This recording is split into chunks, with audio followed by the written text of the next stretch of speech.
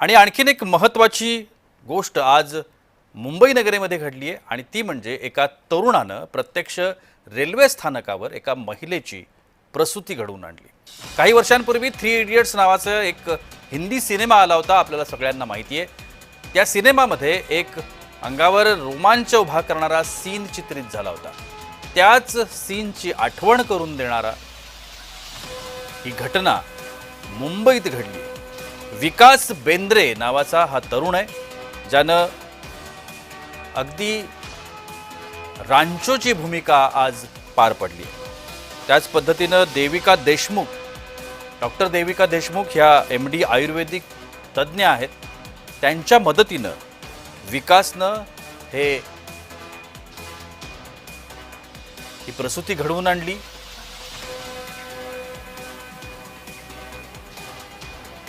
लोकलच्या प्रवासादरम्यान ही घटना घडली आहे, त्यामुळे सध्या विकास बेंद्रे या तरुणावर कौतुकाचा वर्षाव होतो।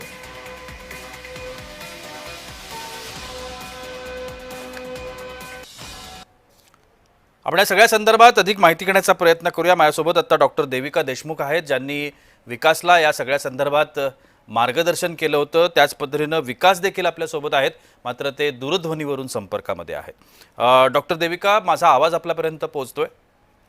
नमस्कार। हो, नमस्कार नमस्कार, आपलं स्वागत आहे जय महाराष्ट्राच्या या बातमीपत्रामध्ये। सगळ्यात पहिल्यांदा म्हणजे आपल्या दोघांचंही अभिनंदन, एका महिलेचे प्राण आपण दोघांनी वाचवलेले आहेत आणि त्यासाठी विकास बेंद्रे यांचं देखील अभिनंदन। विकास, माझा आवाज आपल्यापर्यंत पोहोचतोय?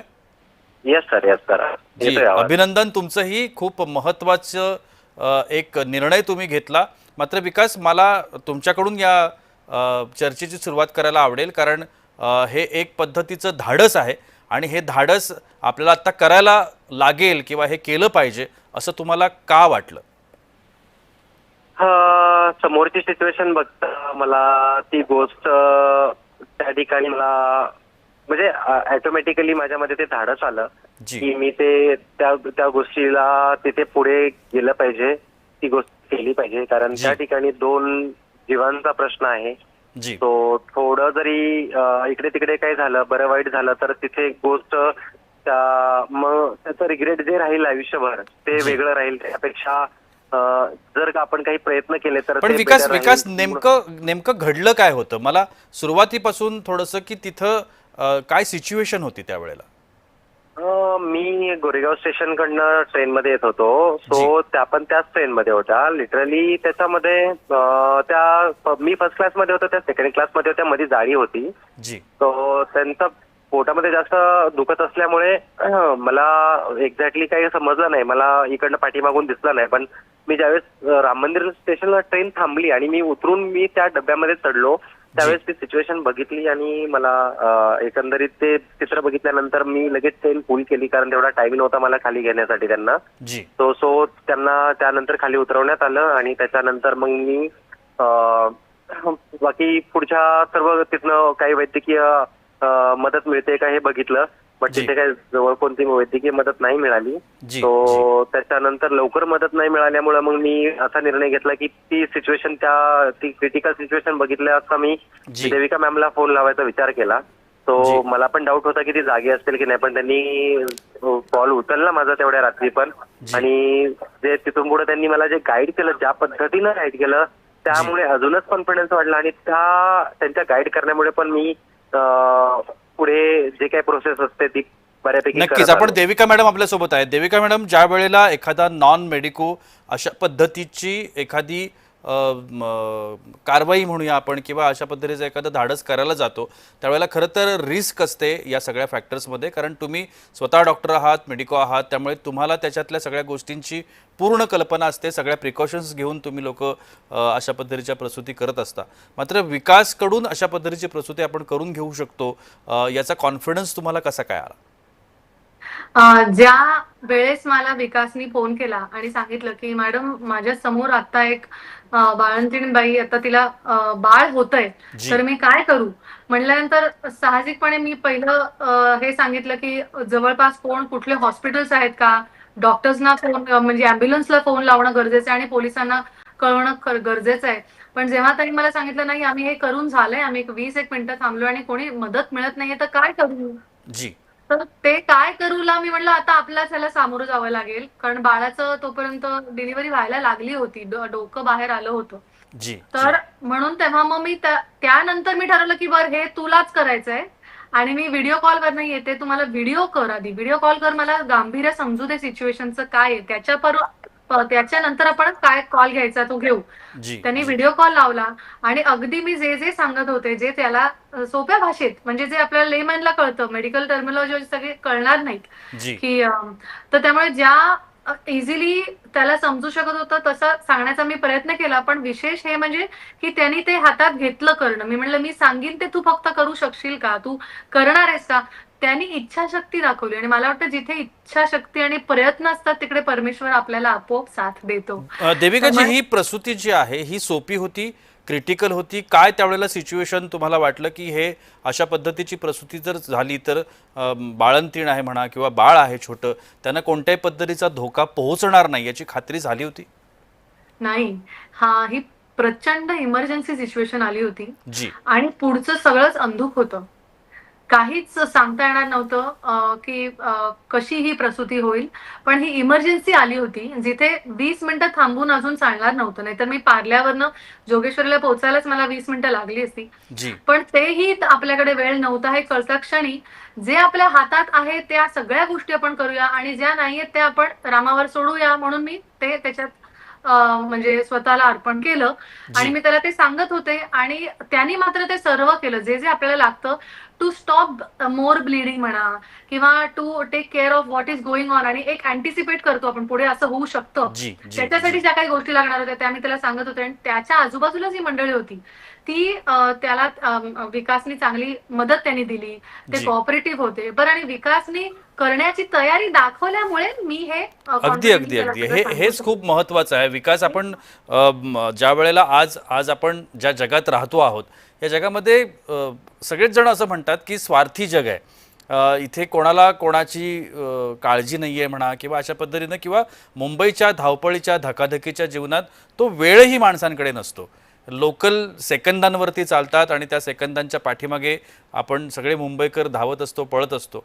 आणि अशा सिच्युएशनला विकास, तुम्ही एका महिलेची, ती सुद्धा अनोळखी महिला, जिला तुम्ही ओळखत नाही, जिचं नाव माहीत नाही, अशा महिलेला मदत करण्याकरता म्हणून पुढे सरसावलात. तर त्यावेळेची सिच्युएशन आणि त्यानंतर ज्यावेळेला हे प्रत्यक्षात सक्सेस झाल्यानंतर तुमची भावना काय होती? ऍक्च्युली माझं त्या टायमिंगला माझा फ्लाईट होता अहमदाबादसाठी. तो माझा फ्लाईट, मी विचार नाही केला की मला फ्लाईट भेटेल की नाही भेटेल किंवा या प्रोसेसला किती टाइम लागेल. जी बट मी विचार असा केला की जर का मी थांबलो इथे तर काहीतरी गोष्टी वेगळ्या होऊ शकतात.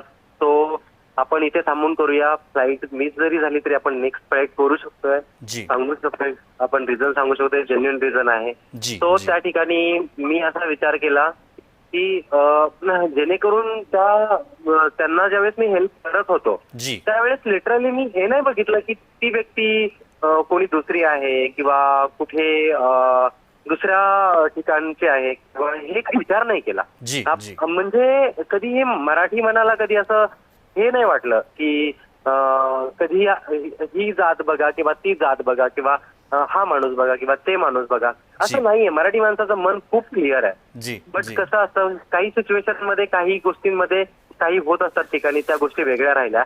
पण या ठिकाणी हे माणुसकीचा एक प्रतीक आहे. त्या ठिकाणी तिथे तुम्ही जी. उभं राहिलं पाहिजे.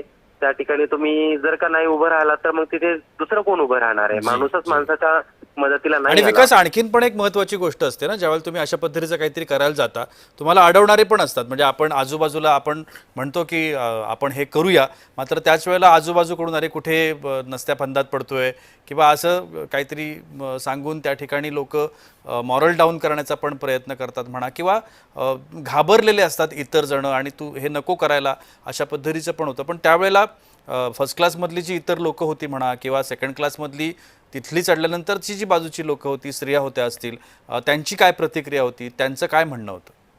त्यांची प्रतिक्रिया काहीच नव्हती. म्हणजे ते एकदम, माझा जो कॉन्फिडन्स होता ते बघूनच त्यांनी तिथे मध्ये त्यांनी काही बोलले नाही. जी फक्त एवढंच की ज्यावेळेस ते प्रसूती करायच्या टायमिंगला फक्त नाळ काढल्यानंतर ज्यावेळेस जी सिच्युएशन येते, दोरी वगैरे बांधावी लागते, हो त्यावेळेस जी सिच्युएशन झाली त्यावेळेस थोडंसं त्या एक लेडीज होत्या म्हणजे असं त्यांना हे नाही बोलत आहे, पण त्यांच्या थोडंसं बोलण्यामुळे मी घाबरून गेलतो. तो ही सिच्युएशन होती त्या ठिकाणी. पण जी. बाकी कुणाचा काय असा व्यत्यय वगैरे नाही आला. तेवढंच की सगळेजण प्रयत्नात होते एक मदत करण्याचा, बट टायमिंग पण असा होता आणि सिच्युएशन पण अशी होती की त्या टायमिंगला मदत नाही मिळू शकली.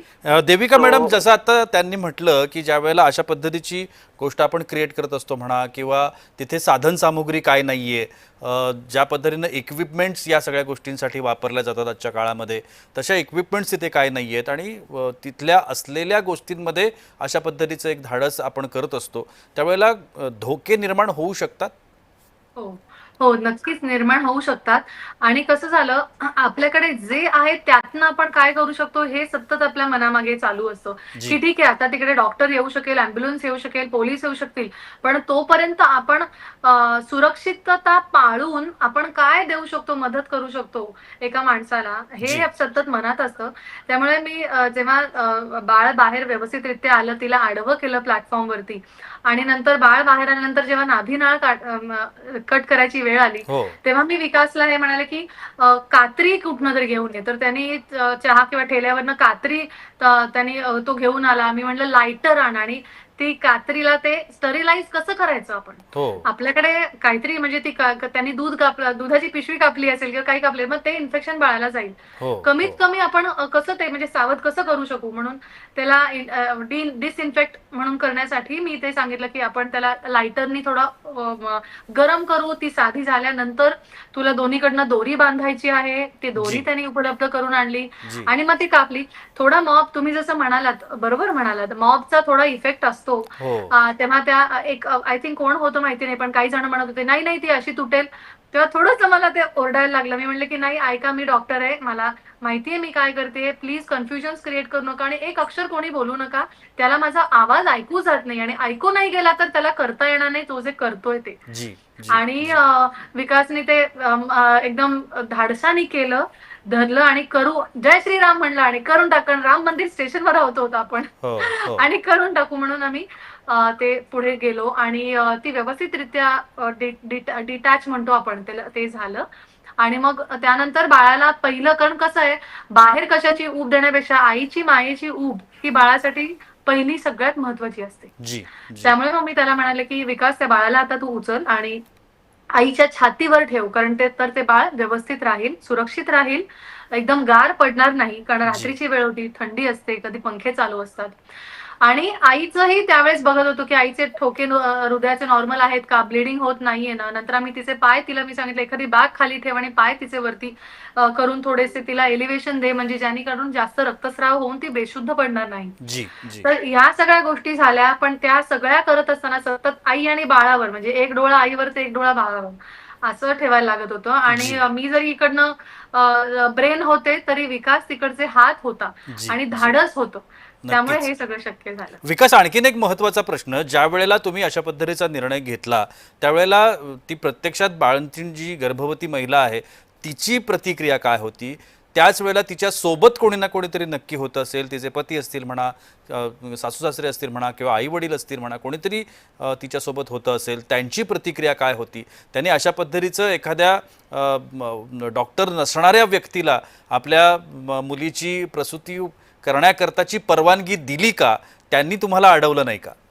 ऍक्च्युली ज्या पद्धतीनं मी तिथे ज्या पद्धतीनं त्यांना मीच म्हणजे ते ऍक्च्युली पुढे चर्च याला घेऊन जात होते, ते चर्च गेटला हो. समथिंग, तर मुंबई सेंटरला घेऊन जात होते ते. सो मी त्यांना बोललो की ही सिच्युएशन इथेच करण्याची आहे, इथून पुढे तुम्ही नाही जाऊ शकत आहेत.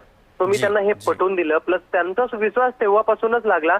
आणि ऍक्च्युली मी जसं टेक्निकली थोडा एज्युकेटेड असल्यामुळे तरी काही गोष्टींमध्ये फरक पडत असतो, तो त्यांना सांगण्याच्या लँग्वेजमध्ये, थोडं समजवण्यामध्ये. आणि त्या बाळाच्या आईनं जो विश्वास दाखवला ना माझ्यावरती, तो अप्रतिम होता. म्हणजे त्यांनी जे एक्सप्रेशन दिले, त्यांनी जे मी सांगितलं ते ऐकलं आणि त्यांनी ते स्पष्टपणे असा होकार दिला त्या गोष्टीसाठी. तो त्यांना काहीही वाटलं नाही. उलट असं त्यांच्या घरचे असं बोलत होते की एकदम रडायला लागलेले सर्वजण, एकदम म्हणजे काय, त्यांनी पूर्ण अंग सोडून दिलेलं होतं सर्वांनी, काय करावं त्यांना सुचत नव्हतं. सो अशा सिच्युएशन मध्ये एक आपण धाडसानं उभं राहणं गरजेचं होतं. सो मी ते तिथे केलं. आणि त्या ठिकाणी मॅडमच्या साह्यानं आम्ही दोघांनी मिळून ज्या गोष्टी झाल्या त्या आज सगळ्या तुमच्या समोर आहेत. नक्कीच देविका मॅडम, अशा पद्धतीच्या घटना वारंवार समाजामध्ये, म्हणजे आता ही तर एक पॉझिटिव्ह घटना घडली, मात्र अशा पद्धतीच्या काही निगेटिव्ह घटना असतात, समोर घडत असतात आपल्या. मात्र अनेक वेळेला समाज बघ्याची भूमिका घेतो. आपण नेहमी बातम्यांमधून म्हणा किंवा अनेक ठिकाणाहून चर्चा देखील आपण ऐकत असतो की अशा पद्धतीची मॉब त्या ठिकाणी होता, मात्र त्यांनी फक्त बघ्याची भूमिका घेतली आणि पुढची दुर्घटना घडली. आपण जबाबदार नागरिक म्हणून या निमित्तानं काय सांगाल? आणि अशा पद्धतीचं डेअरिंग हे करायला पाहिजे का खरं तर? कारण मी हा प्रश्न वेगळ्या अर्थानं एवढ्यासाठीच विचारतोय कारण एकतर चित्रपटातला सीन शूट करणं वेगळं आणि प्रत्यक्षात अशा पद्धतीची घटना समोर घडत असताना त्यात सहभाग घेणं वेगळं आणि धाडस करणं वेगळं. म्हणजे आज आपण थोडासा उलटा जर विचार कराल तर अंगावर काटा उभा राहील. जर विकासच्या हातून काही म्हणजे विरुद्धार्थी घटना घडली असती, अपघात घडला असता, तर आज विकासला अगदी सहज आरोपीच्या पिंजऱ्यात नेऊन उभा केला गेला असता आणि समाजानं ताशेरे ओढले असते. बरोबर. नाही, अगदी बरोबर आहे. यावर मी तरी हेच म्हणेन की जिथे आपल्याला कळतंय की आपली मदत सत्कारणी जाते जी किंवा आपण मदतीला उभं राहिलो तर ही सिच्युएशन पलटू शकते, तिथे जरूर आपण उभं राहावं.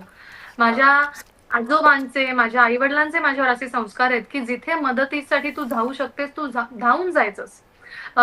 कारण कदाचित तुझा बोला ना. तर मी थोडंसं म्हणजे तुमच्याशी मी परत बोलतच राहीलच, जी. बट अशा ठिकाणी आहे आता की मला ना तो समोर सगळेजण आहेत आणि मला त्यांना भेटण्यासाठी थांबले, मला फोन ठेवावा लागेल सर. नक्कीच नक्कीच. मी फक्त एक शेवटचा प्रश्न तुम्हाला विचारणार आहे विकास. आम्हाला Yes, yes, उत्सुकता आहे सगळ्यांना की तुम्ही बाय प्रोफेशन कोण आहात किंवा कोणत्या प्रोफेशनमध्ये आहात? कारण ज्या पद्धतीने तुम्ही म्हणताय की तुम्ही धाडस केलं, पुढे आलात, त्यामुळे तुमचं प्रोफेशन काय, तुम्ही जॉब काय करता किंवा व्यवसाय करत असाल तर तुम्ही व्यवसाय काय करता? मी बाय प्रोफेशन फोटोग्राफर आहे, म्हणजे त्याच्यामध्ये सिनेमॅटोग्राफर माझं प्रोफेशन आहे जी. प्रॉपर. सो मी सिनेमॅटिक प्रॉपर फ्रीलान्सिंग शूट्स करतो, जी. हा माझं प्रोफेशन आहे. जी. तो आता कॅमेराची कला जी म्हणतो आपण ती आहे हातामध्ये म्हणल्यानंतर आर्ट असल्यानंतर बाकीच्या गोष्टीतलं आर्ट पण बऱ्यापैकी यायला पाहिजे. नक्कीच जे नक्कीच डोळ्यांनी बघतो ते आपण कॅमेऱ्यामध्ये कैद करतो नक्कीच आणि आपली ही मीडिया सुद्धा आधारस्तंभ सुद्धा त्याच गोष्टीवरती उभा आहे. नक्कीच. धन्यवाद विकास आणि अभिनंदन तुमचं. एक खूप मोठी आणि चांगली कामगिरी तुम्ही केली आहे. बाळ आणि बाळंतीण दोघांचंही जीव, आयुष्य वाचवण्याचं तुम्ही काम केलेलं आहे असं म्हणायला हरकत नाही. त्यामुळे अभिनंदन आणि तुमचं हे सत्कार्य, चांगलं कार्य असंच निरंतर सुरू राहो या तुम्हाला शुभेच्छा. देविका मॅडम, चर्चेच्या अंतिम टप्प्यामध्ये आपण आहोत. जाता जाता तुम्ही या निमित्तानं, या घटनेच्या निमित्तानं हा अनुभव तुमच्यासाठी कसा होता ते आम्हाला सांगा. हा अनुभव अतिशय आपल्याला काही गोष्टी सांगून जाणारा होता. मला वाटतं की प्रत्येकाने जिथे होईल तिथे मदत करावी. जर अशी जी. कुठली सिच्युएशन तुमच्या समोर उभी राहिली जी इमर्जन्सी आहे नक्कीच. तर तुम्ही मदत केली पाहिजे, पाठ फिरून पळून नाही गेलं पाहिजे. जी, कारण जी. एकटे राहू तर मरू, पण एकत्र राहू तर आपण डेफिनेटली लढू. नक्कीच, ह्या नक्कीच. प्रवृत्तीचं आपण असलं पाहिजे असं मला वाटतं. नक्कीच. धन्यवाद देविका मॅडम, तुम्ही आमच्याशी बोललात आणि सविस्तरपणे या सगळ्या संदर्भातली माहिती आमच्यापर्यंत पोहोचवली, त्यासाठी अगदी मनापासून आभार.